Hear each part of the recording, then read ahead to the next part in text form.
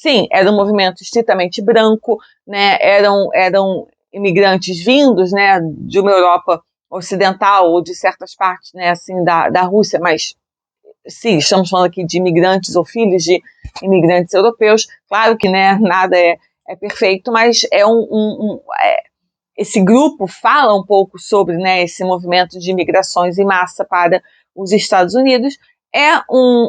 Né, estamos falando de artistas brancos em sua totalidade, talvez, mas já era um movimento também que teve muitas mulheres. Isso é muito interessante.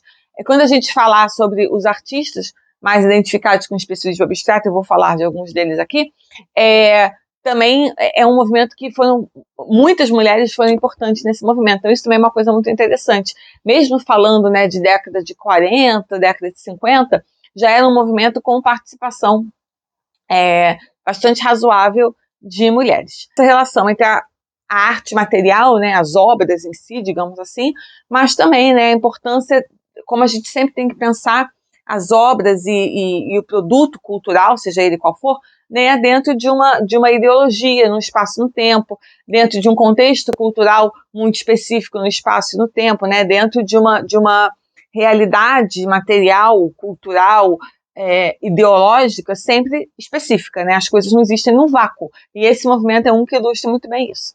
Voltando, já falei, expressionismo abstrato acaba sendo um termo muito amplo que abarca uma série grande de trabalhos de artistas muito diferentes entre si. É um termo, né, que acaba sendo muito amplo e não específico, e como eu já falei, era um termo a posteriori, que não era usado à época e que os artistas também não teriam usado para eles próprios.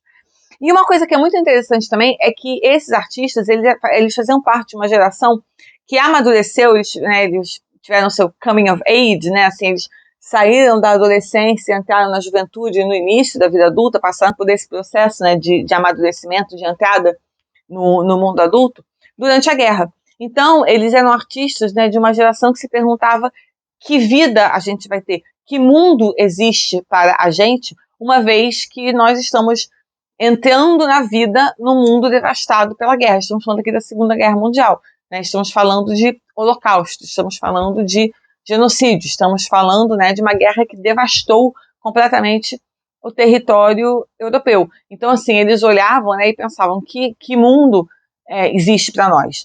Então, daí ele era também um movimento muito filosófico, ele era um movimento muito existencialista nesse sentido, ele era um movimento intelectualmente muito profundo. Era um movimento que estava muito preocupado com questões assim muito do âmago da existência, porque era uma geração que estava amadurecendo olhando para o nada. Eles olhavam para o mundo e diziam: o que restou para nós? Né? Que mundo é esse? Como é que a gente vai viver com esse mundo que não tem mais nada? Então eles olhavam muito, era um movimento então muito interiorizado, né? Muito preocupado com as questões interiores, né? Do âmago da existência humana.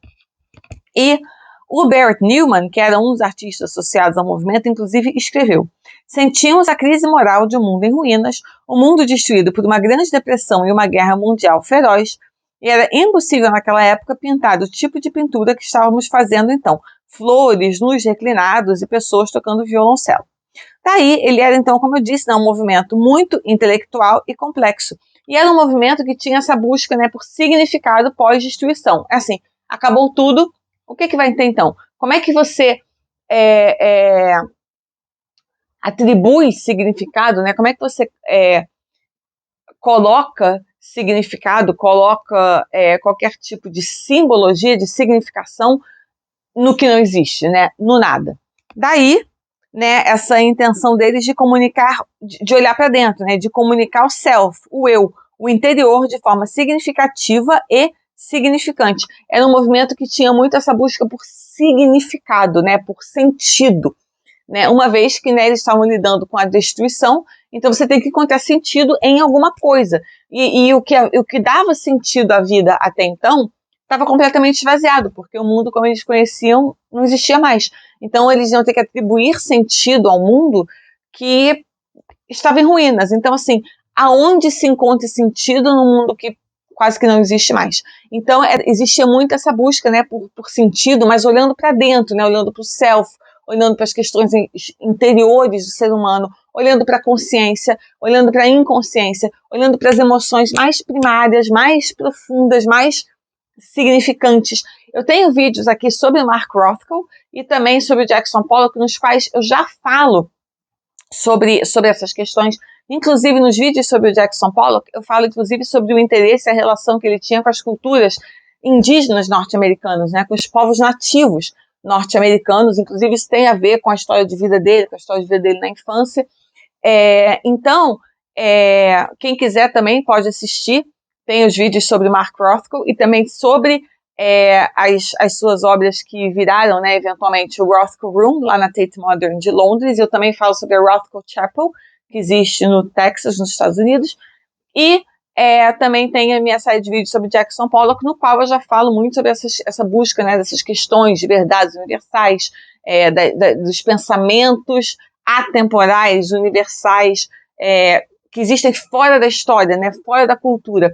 Quais são as verdades humanas que são universais, que são atemporais, que são estruturais, que existem fora do tempo, fora da cultura, fora da linguagem, que existem, né, na essência, na universalidade, na coisa mais profunda e singular do ser humano. Também já mencionei, né, não havia um estilo único, uma proposta artística unificada, e os estilos eram muito pessoais e altamente identificáveis. Eram assinaturas pessoais muito características.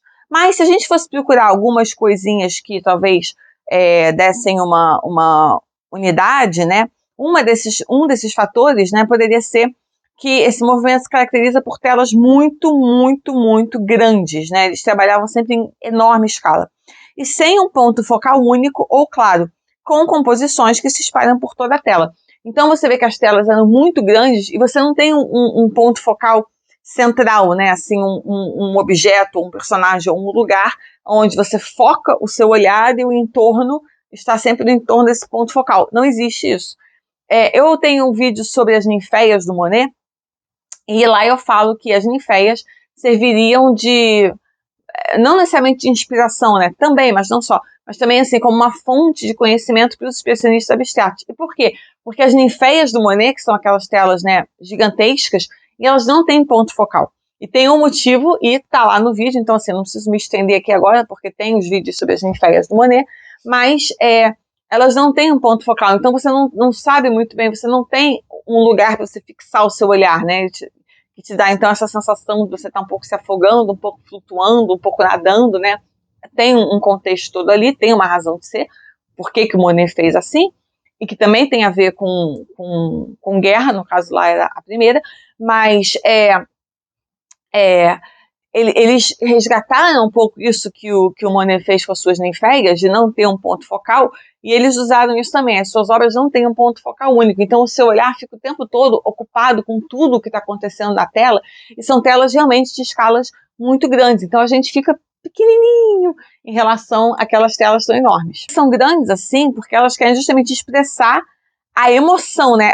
Elas têm preocupação com a emoção e a expressão da emoção, e também a expressão das emoções mais profundas e universais do ser humano, como eu já falei.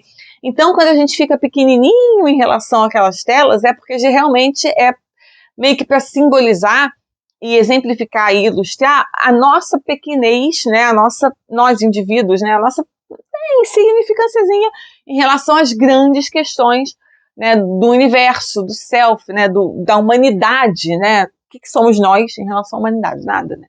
Então, assim, né, a nossa insignificância mediante, né, a grandeza dessas questões filosóficas existenciais sobre as quais eles estavam, né, refletindo, né, estavam lá pensando. Mas, se a gente quiser encontrar alguns pontos em comum, nós temos, né, justamente esse interesse por ideias do self, do interior, da vida interior e emocional, sempre expressas por telas muito, muito grandes, né? E eles tinham, então, essa preocupação em como expressar o mundo interior. Como é que você expressa o abstrato, né? Porque o mundo interior é abstrato, aquilo que não tem cor, que não tem forma, que não tem... você não pode representar de forma clássica, né? Com imagens pictóricas clássicas, tradicionais, aquilo que é pura e completamente abstrato, que é aquilo que está totalmente dentro, né, da mente, né, dentro do coração, dentro da alma, né, dentro do self. Então, não dá para você fazer uma arte simplesmente uma representação pictórica, porque você não está apresentando algo que é objetivo, né, que existe de forma concreta no mundo, né? Você não pode replicar o que existe de forma concreta no mundo, mas está falando de algo que é completamente não concreto, que é puramente abstrato.